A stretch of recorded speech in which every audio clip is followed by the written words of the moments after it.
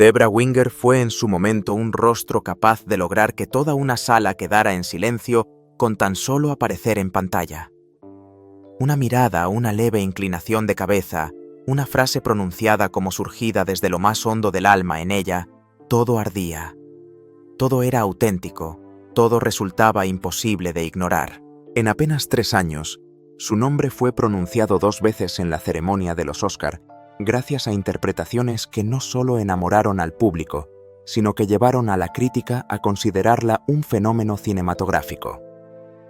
Debra Winger fue situada junto a leyendas como Jane Fonda o Meryl Streep, y se convirtió en objeto de admiración de directores desde Hollywood hasta la misma Europa. Sin embargo, apenas una década más tarde los focos parecieron darle la espalda. No hubo escándalos, ni errores escandalosos, ni interpretaciones desastrosas. Solo quedó un susurro que nadie decía en voz alta, pero que todos entendían. Debra Winger ya no era la opción que Hollywood deseaba. Fue etiquetada como difícil, arrogante, incontrolable, y durante todos esos años eligió el silencio. No rectificó, no ofreció explicaciones, no se embarcó en ninguna batalla por la imagen pública. Pero como en todo en el mundo del cine, la verdad nunca es simple. Cada crítica encierra siempre un significado oculto. Cada mirada fría esconde una herida antigua que aún no ha cicatrizado. Y cada estallido de ira de Winger respondía a una ofensa que para cualquiera habría sido suficiente para dejar huella. Este relato no tratará de una actriz rebelde, sino de una mujer que se atrevió a decir no en un mundo que solo sabe amar a quienes siempre dicen sí. John Travolta. De una fascinación fulgurante a una bofetada que lo cambió todo. En 1980, Urban Cowboy no solo marcó el punto de inflexión que colocó a Debra Winger en la cima de Hollywood, fue también la primera vez que se vio envuelta en una historia de amor tan deslumbrante como inquietante. Su compañero de reparto era John Travolta, estrella en ascenso tras Saturday Night Fever, magnético, indómito, cercano y a la vez imprevisible. Desde el primer instante, Winger sintió que algo no encajaba. Travolta no rompió el hielo con un saludo amable, sino con una pregunta directa si ella era judía. Sin transición le preguntó si había ido a la universidad. Preguntas que a simple vista podían parecer inofensivas, pero que para Winger llevaban un juicio implícito, un matiz de prejuicio sutil, una forma de medir a las personas por su origen, su educación y su apariencia. Poco después, él pronunció un comentario de tinte sexual que ella nunca repitió públicamente. Y sin embargo, entre roces y desconfianza, algo ardía con intensidad, como si el propio cine se hubiera dejado arrastrar por ese torbellino. En pantalla, se enfrentaban con la fuerza de 2 polos opuestos que no podían dejar de atraerse. Fuera de ella se lanzaban el uno hacia el otro, como 2 fugitivos de la soledad, apasionados, devotos y profundamente tóxicos. En una escena íntima, el director pidió a Travolta que abofeteara a su personaje. Debía ser un gesto fingido como en tantas otras ocasiones. Pero cuando la cámara grabó, él lo hizo de verdad. El golpe fue tan fuerte que le rompió un diente. No hubo disculpas, no hubo pausa. Solo quedó el dolor físico y sobre todo emocional. Poco después, y de forma inesperada, Travolta le propuso matrimonio. Sin lágrimas, sin declaraciones románticas, sin escenas de película. Winger respondió que no de manera instintiva al darse cuenta de que aquella relación había cruzado de la pasión a la dominación. Se alejó de él y de ese amor retorcido. Pero las grietas de ese primer gran romance no se borraron fácilmente. Años después, cuando le preguntaban por Travolta, no respondía con ira ni nostalgia. Solo guardaba silencio, el silencio de quien ha amado confiado y salido herido. En un Hollywood que jamás concede tiempo para sanar de verdad. An Officer and a Gentleman. Fue considerado uno de los puntos más altos de la carrera de Debra Winger, un papel que le valió una nominación al Oscar y un sinfín de elogios por su profundidad emocional. Pero para ella, el rodaje fue una experiencia difícil de recordar. No me gustó la película mientras la rodaba y aún hoy no me gusta, declaró sin rodeos. Su compañero Richard Gere, el hombre que el público percibía como carismático y profundo, fue para Winger poco más que un muro de hielo. No era una exageración, Durante años, Esa distancia se convirtió en símbolo de la desconexión entre dos almas que no podían encontrarse, aunque en apariencia fueran la pareja ideal del cine. Louis Gossett Jr., que interpretó al severo sargento, contó después en sus memorias que Winger y Gere prácticamente se evitaban fuera de las escenas, no hablaban, no interactuaban, ni siquiera se dirigían una mirada cálida. Gere nunca negó aquello. Al ser preguntado admitió que hubo tensión, pero sin dar más detalles. Winger, en cambio, no escondió nada. En una entrevista reconoció que muchos de sus arrebatos nacían de su propia inseguridad y que solía descargar su frustración sobre sus compañeros, especialmente Gere. Me lo descargaba con todo el mundo. Pero las heridas más hondas no vinieron de sus colegas de reparto. Para Debra Winger, lo que realmente le generó ira y la marcó sin posibilidad de perdón vino de detrás de la cámara. En una conversación con el Telegraph, relató cómo el director Taylor Hackford y el productor Don Simpson la trataron como si fuera una mercancía de segunda mano. Simpson, conocido por sus comentarios soeces hacia las mujeres, llegó a decir abiertamente que Debra no tiene nada de mítico, una observación insultante, que incluso para los estándares retrógrados de Hollywood en la década de 1980 traspasaba todos los límites. Y aquello ni siquiera fue lo peor. Debra Winger recuerda perfectamente los días en los que se le exigió tomar diuréticos únicamente porque en algunas escenas su rostro parecía hinchado. No hubo advertencia médica alguna. Solo la orden de unos hombres sentados en la sala de montaje, hombres que se arrogaban el derecho de controlar el cuerpo de una mujer como si fuera un simple accesorio. Winger se indignó, pero no cedió. Hubo una ocasión en que Debra Winger se opuso a una escena, no por egoísmo ni por capricho, sino porque sentía que aquel momento traicionaba al personaje al que había entregado todo su corazón. Esa escena, un solo detalle, fue suficiente para que alzara la voz. Y el rodaje se detuvo. Taylor Hackford se enfureció la furia de un hombre acostumbrado al poder. Pero cuando revisó el material en silencio, tuvo que reconocerlo, Winger tenía razón. No solo razón en lo psicológico, sino también en la narrativa, en cada latido emocional de la historia. Pero en Hollywood, tener razón no equivale a ser perdonada, especialmente si quien tiene razón es una mujer. Cuando un actor detiene una producción para objetar una escena, se le llama perfeccionista. Cuando Debra Winger hacía lo mismo, se convertía en un problema. Difícil, imprevisible, inaceptable. Y para hombres como Don Simpson o Taylor Hackford, cualquier resistencia, sobre todo la de una mujer, era un desafío imperdonable. Con Richard Gere, la tensión podía limitarse a silencios o conversaciones interrumpidas. Pero detrás de la cámara, lo que Debra Winger tuvo que afrontar fue mucho más brutal, una destrucción silenciosa, un desgaste que erosionaba su autoestima día tras día. En el rodaje de An Officer and a Gentleman, no solo interpretaba a una mujer fuerte, vivía como una mujer real en un mundo creado y dirigido por hombres. Y aquellos hombres no ocultaban nada. Taylor Hackford, un director de sólida reputación pero de carácter inflexible, fue descrito por la propia Winger como una bestia. No era un insulto, sino una descripción instintiva de alguien que la había empujado hasta su límite más extremo. Winger recuerda que hubo días en los que la trataron como si fuera un personaje secundario, aunque ella era el alma emocional de la película. Pero las heridas más profundas no nacieron en el plató. Se originaron en la sala de montaje, un lugar sin cámaras, sin público, dominado por decisiones frías. Don Simpson, productor célebre por su temperamento implacable, llegó a plantarse ante todo el equipo para declarar que Winger no tenía lo necesario para ser protagonista. Una frase corta, cortante, cargada de sexismo descarado y del desprecio que Hollywood había aprendido a disfrazar durante demasiado tiempo. Simpson no se detuvo ahí. Al final de cada jornada revisaba el metraje y soltaba: su cara parece hinchada. La solución no era una pregunta amable ni un consejo médico. Era: toma diuréticos, sin opción, sin consentimiento. Si no les complacías visualmente, había que corregirlo. Winger no guardó silencio, respondió. Hubo una vez en la que se negó a rodar una escena porque sentía que traicionaba por completo la emoción y la motivación de su personaje.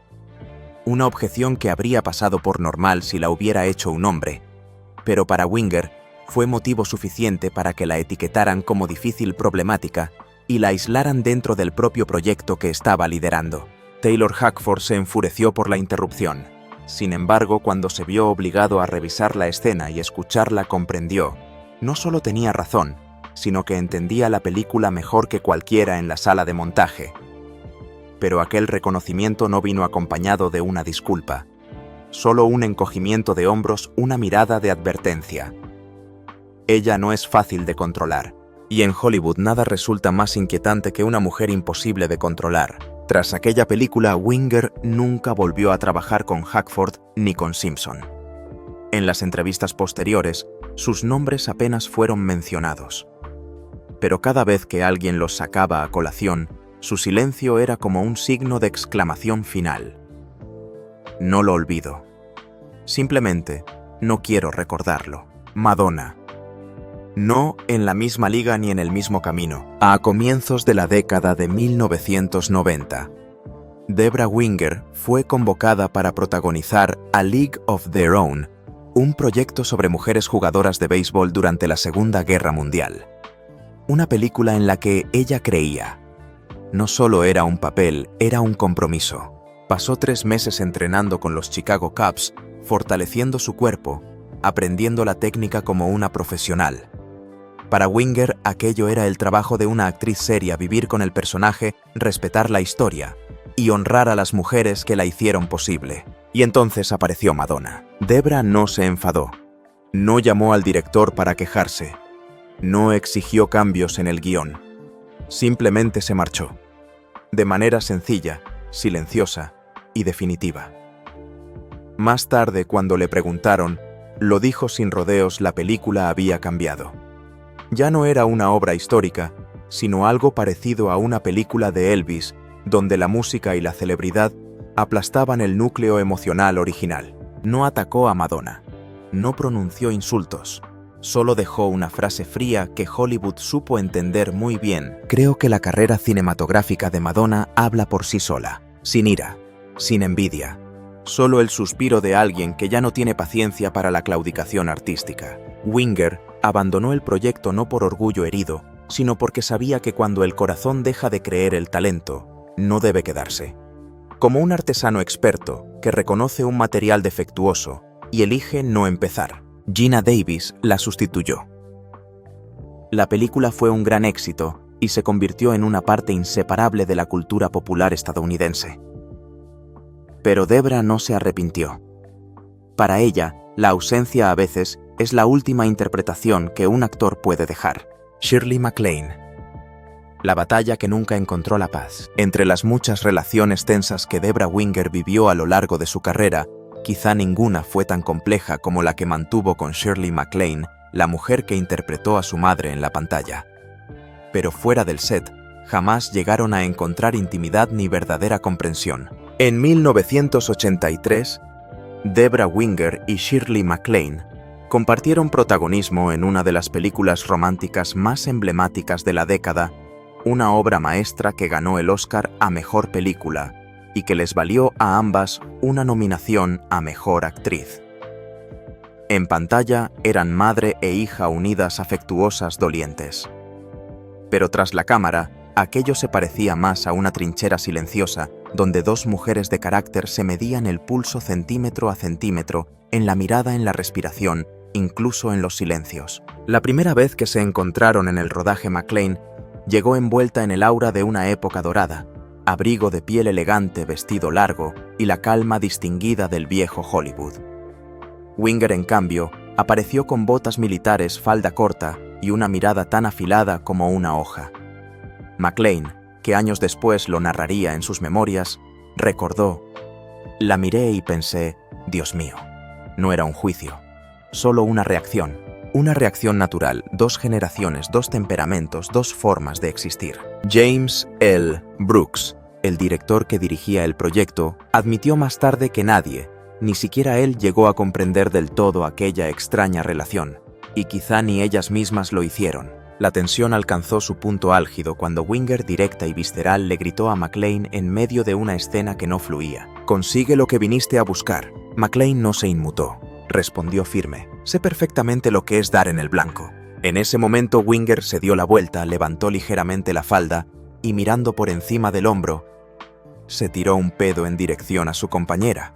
Un gesto sin explicación que McClane recogió con detalle en sus memorias My Lucky Stars. Winger nunca lo negó.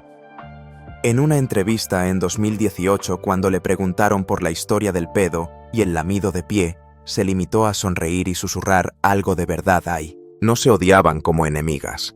Se desafiaban como dos animales salvajes encerrados en la misma jaula donde ninguna acepta someterse y solo una puede salir intacta. La noche de los Oscar, cuando Shirley MacLaine subió al escenario y pronunció aquella frase ya mítica: «Me lo merezco», no señaló a nadie, pero toda la sala entendió la alusión. Y alguien sentada entre el público escuchó en silencio. Winger diría después: «No almorzábamos juntas, pero había respeto». El tipo de respeto que los boxeadores se tienen después de un combate brutal. Reconoces lo afilado de tu rival y no quieres volver a enfrentarte jamás. Han pasado casi 40 años. Pero la prensa no lo suelta. Los programas de entrevistas lo reavivan. Los artículos lo desempolvan. Y cada vez, Winger apenas sonríe de medio lado, la sonrisa de quien sabe que otros están reescribiendo la historia a su antojo. Porque hay batallas que se ganen o se pierdan, nunca cicatrizan del todo. John Malkovich, un maniquí en la pasarela. A finales de la década de 1980, tras años de trabajar con compañeros de reparto de todo tipo, desde magnéticos hasta tóxicos, desde discretos hasta intensos, Debra Winger se encontró con un nuevo tipo de socio interpretativo: John Malkovich. Un rostro cargado de metáforas al que ella no dudó en llamar un maniquí desfilando. No por su aspecto, no por la ropa, sino porque a sus ojos él no estaba interpretando un personaje, sino exhibiéndose a sí mismo. Para Winger, aquello era la ofensa más profunda. Actuar para ella era verdad, era aspereza, era el choque entre dos almas. Era que las miradas se encontraran, que las emociones se compartieran, que cada línea de diálogo llevara el aliento del personaje. Pero con Malkovich todo parecía un monólogo interior abstracto, distante y tan frío que resultaba intangible. Ella no veía a un compañero de escena, solo una exhibición hermosa, impecable, pero sin alma. Cuando le preguntaron por su colaboración con él, Winger no dio rodeos. Es como un modelo, se mueve muy bien, tiene un rostro precioso, pero no sé con quién estoy hablando. Algunos insinuaron que Winger se enfadó porque Malkovich no jugaba en equipo con ella. Pero para quienes habían trabajado a su lado, aquello no sorprendía. Ella no toleraba la falsedad, no permitía la complacencia en el arte. El cielo protector, la película que Bernardo Bertolucci rodó con lirismo visual en Marruecos, con planos bellos como pinturas y una densidad filosófica abrumadora, fue para Debra una experiencia vacía. No por el guión, no por el lugar, sino porque el hombre sentado frente a ella cada día jamás la miró realmente a los ojos.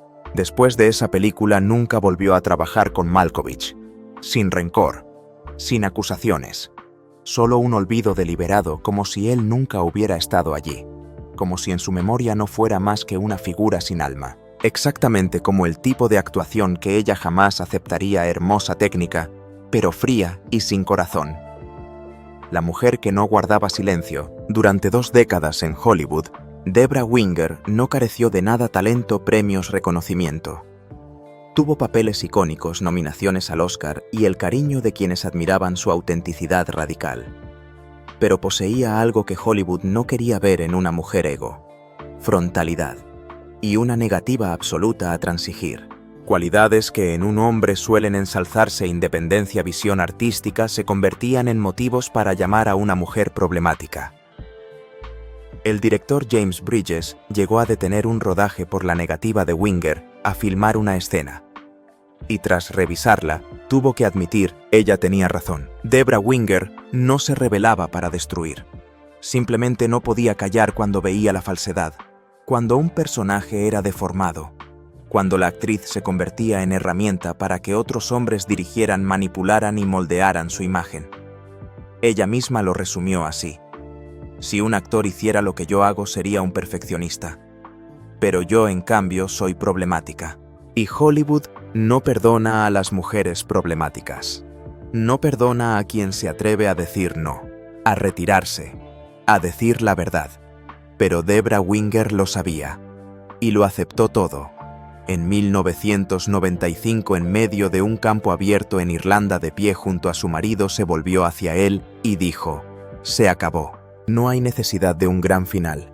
Solo una frase breve, pero que marcaba el cierre de un capítulo de una batalla y de la vida de una mujer que había vivido hasta el último segundo con absoluta fidelidad a su propio corazón». No hubo despedida oficial, ni ruedas de prensa, ni un escenario bañado en lágrimas. Debra Winger simplemente tomó otro camino con la misma discreción con la que siempre había elegido dialogar con el mundo, a través de la honestidad. Cuando los guiones empezaron a repetirse, cuando los personajes parecían copias desvaídas de su pasado, supo que había llegado el momento de soltar. Ya no quedaba nada por descubrir, nada por discutir. Y tampoco razón alguna para seguir soportando un entorno en el que la sinceridad se estaba volviendo un lujo lejano. Eligió marcharse no para huir, sino para regresar. Regresar a lo que le resultaba verdadero: un hogar, una familia, una vida menos deslumbrante pero más plena. Siguió amando el arte, pero ya no quería vivir para la mirada del arte. Y en lugar de caminar bajo los focos más grandes, buscó salas pequeñas donde se escuchaba con el corazón y no solo con los ojos. Debra Winger no fue el estereotipo de rebelde de Hollywood. No protagonizó escándalos, no acaparó portadas con dramas personales. Simplemente no se doblegó.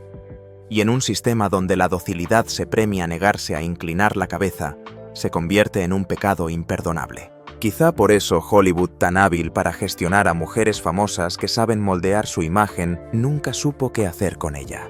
Y quizá por eso el público aún no ha podido olvidarla. No se retiró por fracaso.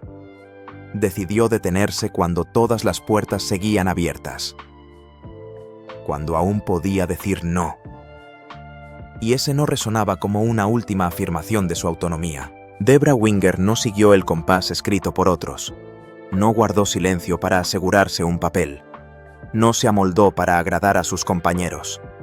No se vistió de una dulzura impostada para sobrevivir en un mundo que exige a las mujeres una ternura siempre bajo control. Se fue con cicatrices, con pérdidas, con choques que alejaron a algunos.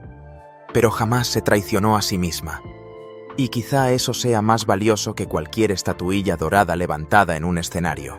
Hoy, cuando cada vez más artistas jóvenes se atreven a decir la verdad sobre el derecho a existir enteras, sobre el cansancio de estar encadenadas a una imagen fabricada, muchos empiezan a comprender que Winger recorrió ese camino mucho antes sola. Sin hashtags, sin campañas, sin un ejército detrás, solo con algo irrenunciable, una voz que no se deja torcer. Así que si alguien pregunta por qué Debra Winger no fue querida en la industria del cine, habría que responder con otra pregunta. ¿Fue porque era demasiado difícil de tratar? ¿O porque tuvo el valor de decir lo que todos pensaban, pero nadie se atrevía a pronunciar? ¿Y tú? ¿Qué harías si un día te encontraras en la encrucijada entre la fama y la libertad, entre ser aceptado y ser tú mismo? ¿Qué elegirías? Si esta historia te ha tocado, aunque sea en un rincón